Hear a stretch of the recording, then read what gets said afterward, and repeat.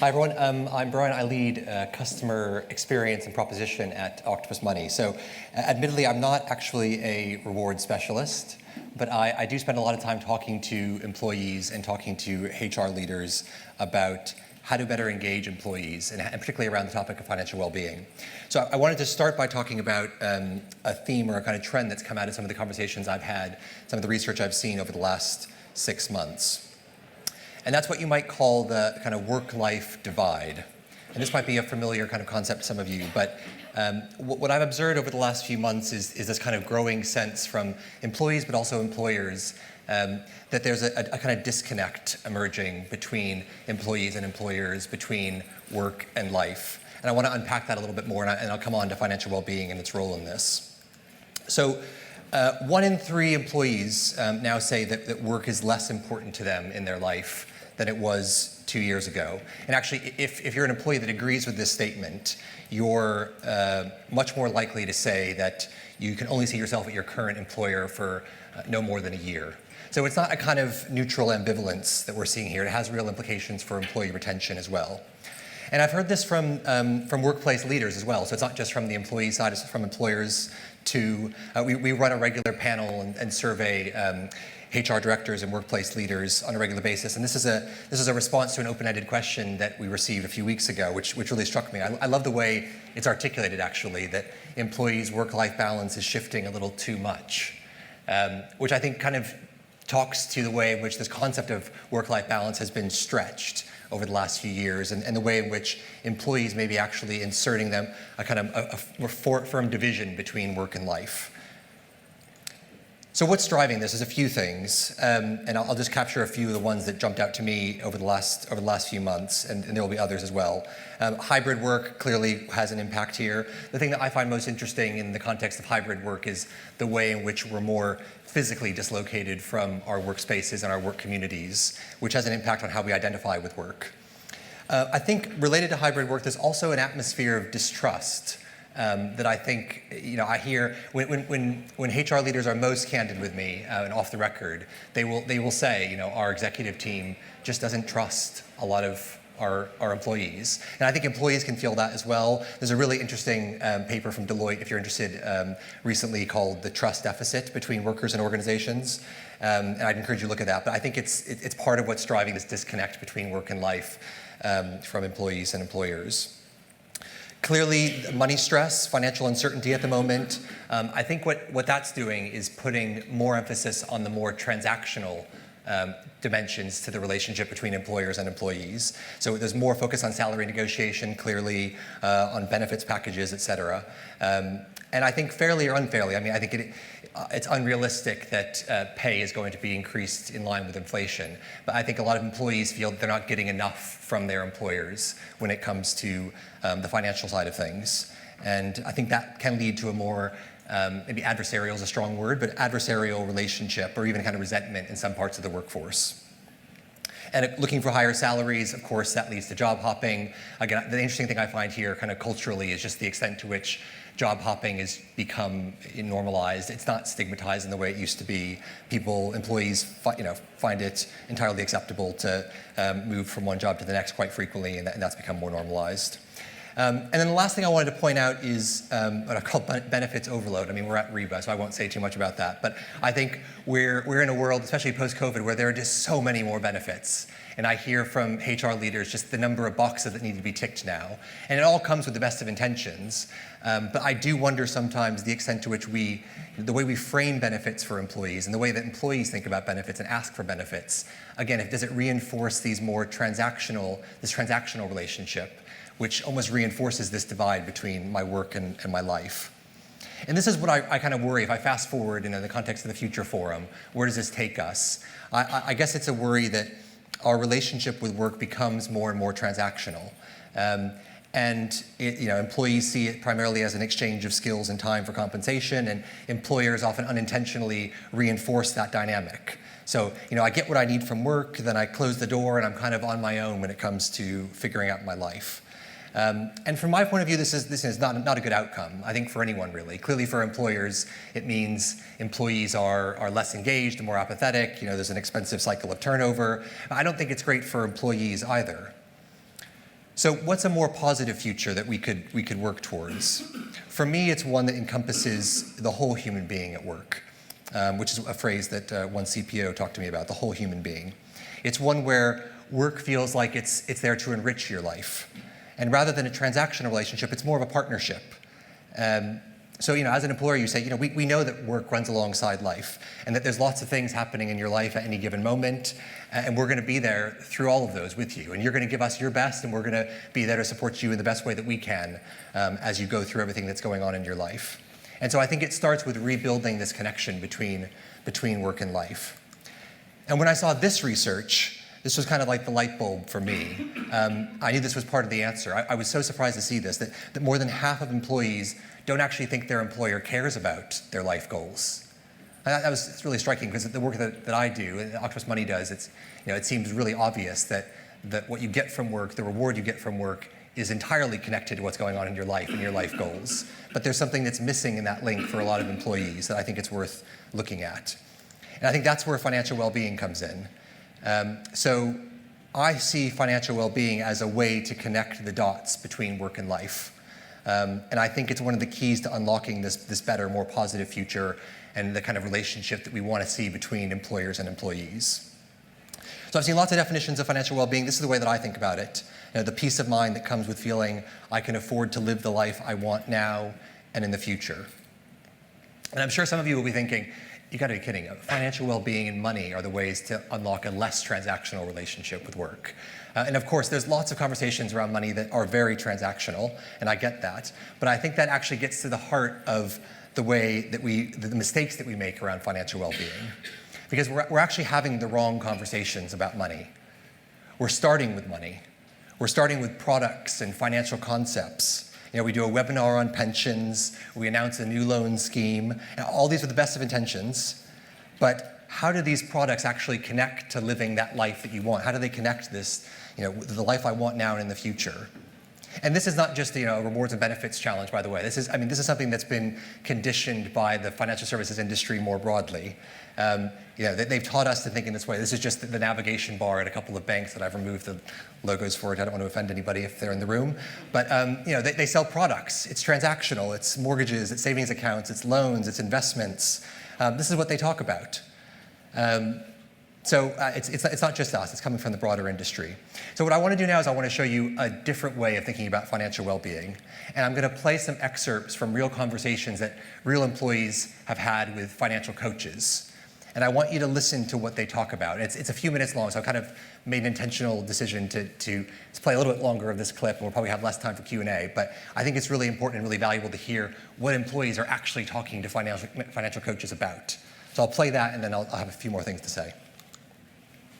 I'm just keen to understand, I'm at a bit of an inflection point in my career, my life in general. Yeah. And I feel like there's some big decisions that I need to make, and I'm trying to weigh up also career-wise, but also financially, they have repercussions. And so taking on any other huge debt now seems a bit scary.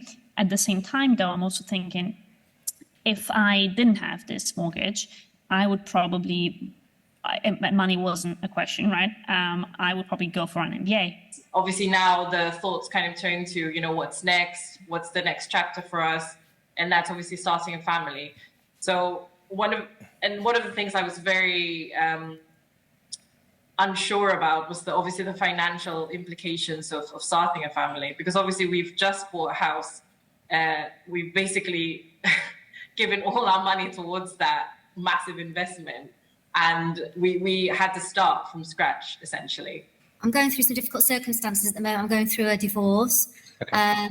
Marriage of 27 years, so it's a long time. And obviously I'm having to look at my financial circumstances coming out the other side of the divorce. So we've just moved house. We've got a little bit of equity in it. We have doubled the mortgage in what we're paying out, but we're largely doing that to see it as a nest egg for the future. So buying a home, I actually put my application in yesterday. I live in a council flat, so I had to do a right to buy application. So I don't know how long it takes. I think like you put the application in, they take a couple weeks or a month to let you know whether you're eligible to even buy the flat in the first place. Okay. And then they take a couple more months to sort of put together a valuation. Yeah, there's quite a few things compounding right now, which is why I think I need advice.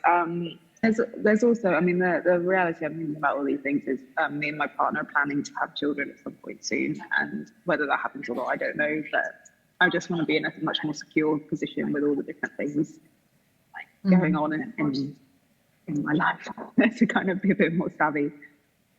I just think I've been neglecting this part, whereas the others I feel a bit more, I suppose, on top of.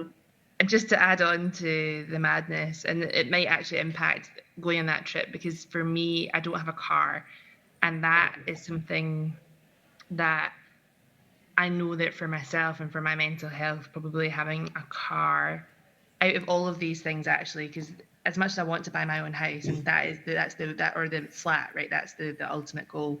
Yeah. One of the more immediate ones, and that probably comes above holiday, is a car. My fiance and I are getting married in February, and her family have 4 events to organize. We only have 1. So she has, different requirements that'll be a bit more pricey for her side. Sure. So I have a little boy. He's gonna be 2, and honestly, it's been a real struggle, that transition from not having a child to having a child and managing my money, because they are a lot of money, and it's finding that balance of there's so much stuff I want to do, not just because of him, but for myself, and I just don't know where to start, because it just feels like I never have enough money. I don't know if maybe I'm not managing my money correctly, or if I just don't have enough money coming in, so it's just I'm trying to get myself to a point where not every month I'm like, oh my God, I don't have enough money to cover everything. Okay, so to me, the thing that always strikes me when I hear these conversations is the extent to which they are conversations about life first and money second. And so they're talking about big events, big goals happening in their lives. They're moving to a new city, starting a family, going through a divorce. Sometimes you hear about people losing a loved one and what that means for their finances. So I think this is the way to really engage people around money. It's to meet them where they are in their life. And it shows that you do care about their goals, and you do care about what's happening in their life outside of work. And as much as we hate to talk about money, it is actually, and I didn't realize this before starting at this company, because this isn't my background at all. I'm not a financial services person. But money is absolutely an amazing doorway to a conversation about life more generally. And it's about what's important to us and what we strive for, what we're going through. And it touches everything in our lives. Whether we like it or not, it does. And I don't think you really get that until you hear conversations like this. So what do we get wrong about financial well-being? Well, we've talked about the fact that we need to start with life, not products, not money. And the second thing is that we just generalize too much, and we assume too much. So we go to employees with the solutions that are just far too generic, because money is probably one of the most personal conversations you can have. And a lot of people tell us that this stuff is important, and I don't want to discount it too much, because I know, the multi-generational workforce is important, and it's right to think about the impact of that on our strategies. And when I do research, I think about generations. But we have to remember that things are both more complicated and a lot simpler than this. So you may have seen this before on social media, but here are 2 guys who are in the same generation, the same demographics largely, but they couldn't be more different, right? So demographics have many useful functions, but they don't tell us very much about someone's real values. They don't tell you very much about the life that person actually wants. So have a think about whether we're overemphasizing generational differences, and is it more complex than that? And it's also simpler too.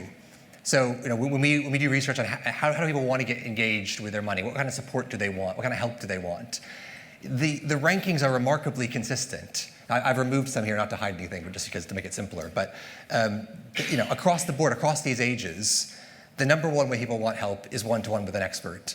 The way they least want help is through social media or through chat, right? So, we expect Gen Z, we've got to think about TikTok and financial influencers and how do we engage them. And some of that's true to a certain extent, but we also have to recognize that things are simpler in some ways, and that there are fewer fundamental differences than we expect sometimes.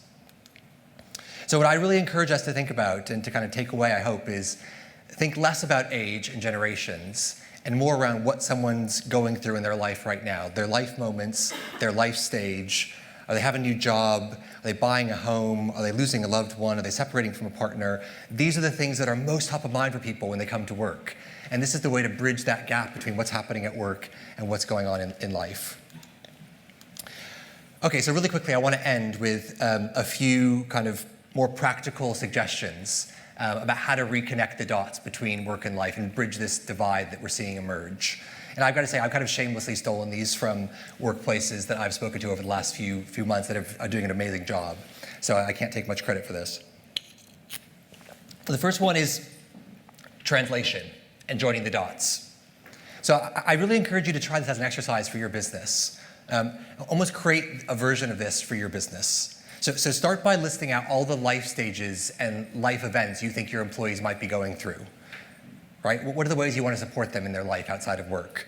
And then list all the benefits, all the policies, all the communications you do, all the communities you have at work. List everything out that you already do. And what you'll realize is that you actually have a lot that serves these moments, but you don't connect the dots enough between those things that you offer and what people are actually going through. So one workplace I spoke to said that what they're now doing, when somebody says they're going to take parental leave, they've got a whole package of things that they go to that employee with. And a lot of them are things they were already doing. So they can say, it's a good time to meet with a financial coach. Talk about planning your career break. Talk about what you need in this time off to set yourself up to be able to come back in a stronger position. What do you need to set yourself up to financially support your family?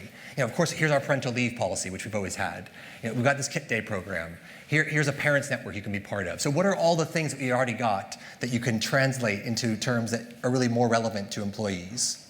We thought we'd push this further, so we actually tested this with some employees. We gave them essentially 2 lists of identical benefits, but in one, framed them around life events, life stages. And what we found is that the one on the left was rated much more appealing than the one on the right, even though the benefits were largely the same. I think there might be some small differences.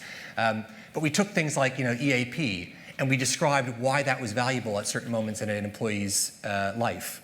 So it's a translation job, and it's a connecting the dots, and it's recognizing that you probably have a lot of the great ingredients already, but how do you translate that to something that employees understand, engage with, and that feels connected to their life, not just a list of transactional benefits.